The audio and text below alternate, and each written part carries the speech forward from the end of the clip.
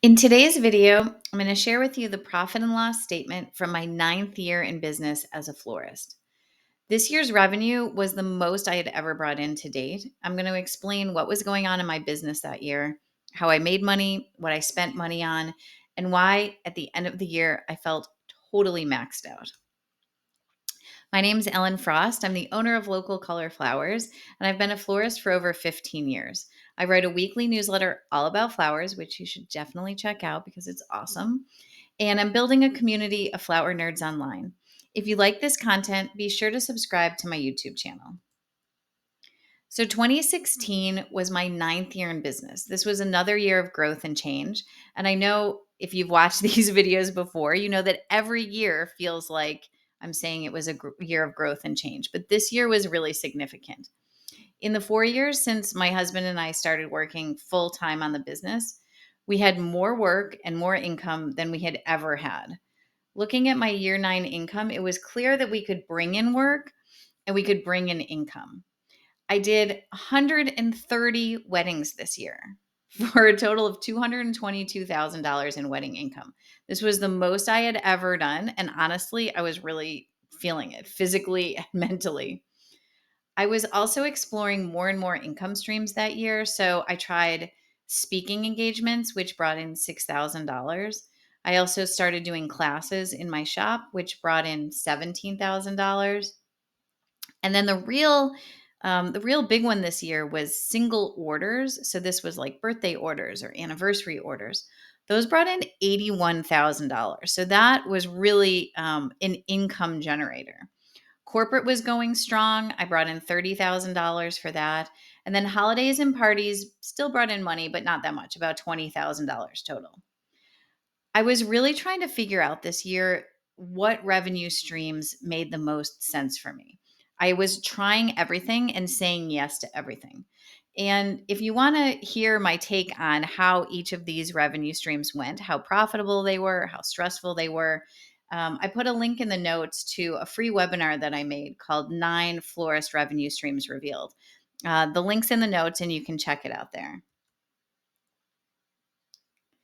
So in 2016, my income increased. I had $374,000 in income that year, but also my cost of goods sold increased. So my day labor costs actually went way down. You can see I only spent $1,000 on day labor. But you'll see later why that is. My day labor costs really just became contractual workers. And I took all of the workers that were really on contract before and I made them employees. And so they went to payroll. So my payroll line item went way up. You'll see that later. And my day labor went way down. Transportation was still just $1,000. And here is the real kicker, my material costs. I spent $202,000 on material costs. I spent $195,000 on flowers, just on flowers. This is money spent with local growers on flowers. Uh, so my total cost of goods sold was $204,000. That was huge. That's about 55% of my income, and the standard is about 30 to 35% of where you should be. So your cost of goods sold should be about 30 to 35% of your income. This had been consistent for me over the course of my entire business. I knew I was undercharging still. I still was feeling uncomfortable, or I wasn't confident enough to demand the prices that I needed. I really didn't think the market could handle an increase. I probably was wrong. Um, but also, my prices were in line with the market. It's just that my flower costs were higher than what market rate florists were paying people who bought flowers conventionally. Local flowers are more expensive, and they really increased my cost of goods sold. So 2016, I brought in $374,000 in income. My cost of goods sold were $204,000, and my gross profit was pretty high for me, $170,000.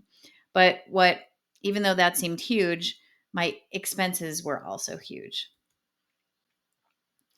So year nine, big year for my small business. I said yes to everything. My income showed it. I had high income, but I also had high expenses. There were a couple line items that really stuck out as high for expenses. The first one was my auto. Even though I had bought a van just 6 years ago, that van was totaled in 2016.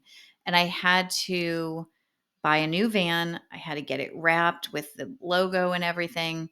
And also, my auto insurance went way up because of the accident. So I spent $32,000 on auto that year. I also had an increase in rent. So my rent went up, and I was paying now a total of $23,000 for rent and utilities. And my payroll, this is really the big number here. My payroll line item was $55,000. So I hired a lot of part-time designers and made them employees and put them on payroll and started paying workers' comp for them and all of the things that go along with being employees. And I did this because we had so many weddings, and I was feeling like um, I really needed a big team to make sure that I had enough people to cover all of these weddings. The thing is that when we didn't have weddings, our team often asked for more hours, and I felt a little bit of pressure to make up work for them so that I could keep them, to maintain them. And I know I'm not the only florist who does this, because I've talked to other florists and they have told me that they often make up work for their part time workers to keep them engaged so they don't go off and find other work. I probably could have reduced my payroll costs if I hadn't done that. So my total expenses for this year was $135,000. So even though I was feeling good about that gross profit of 170, my expenses were 135. So just a recap, my income 374,000, my cost of goods sold 204. Gross profit was 170, seemed pretty good, but my expenses were 135. So my net income or net profit that year was $35,000. So this was basically the take home income, take home profit for my husband and I, for both of us. So this year we did take out money. We sort of paid ourselves throughout the year. We paid ourselves about $5,000 each. So $10,000 total for us as a couple, plus this $35,000, which brought us to about $45,000 for two people for the year. If you're wondering how we lived on that, here's how. Uh, if you haven't watched my year 5 video, go back and check that out, because I go through how we bought our building. So we bought the building personally. This is just a recap.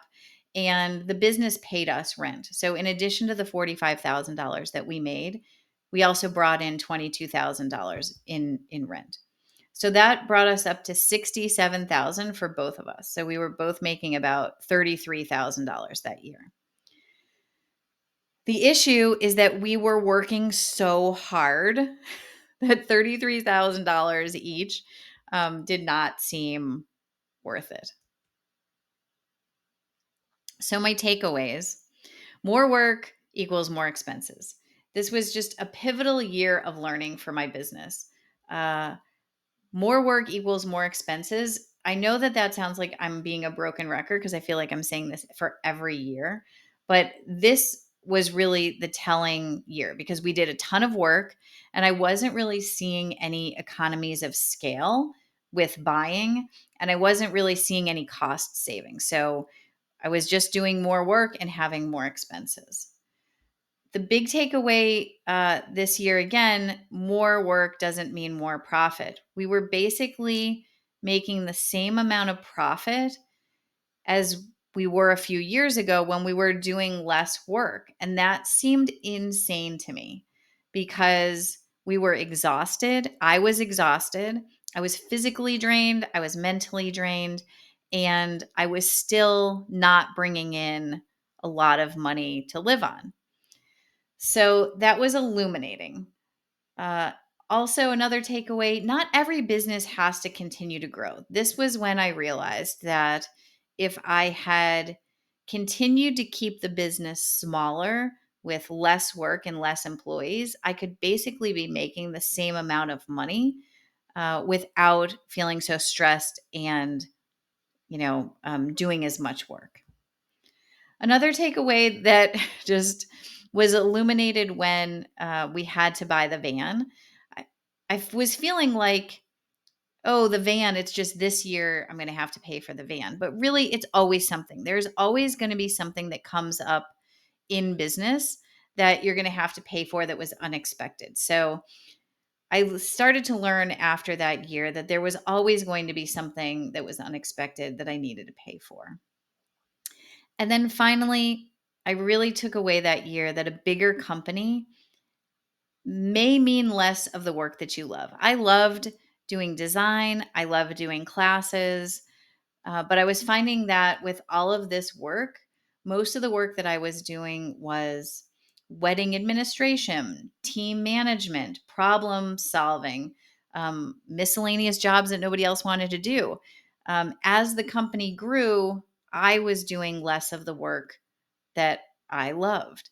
And so I knew I needed to make changes quick, or I would be totally burned out and I really would not be able to keep going. So in the coming years, I did make changes to address a lot of these issues. Um, and that did eventually help me. So if you liked this video, feel free to leave a comment or ask a question, and be sure to subscribe to my YouTube channel.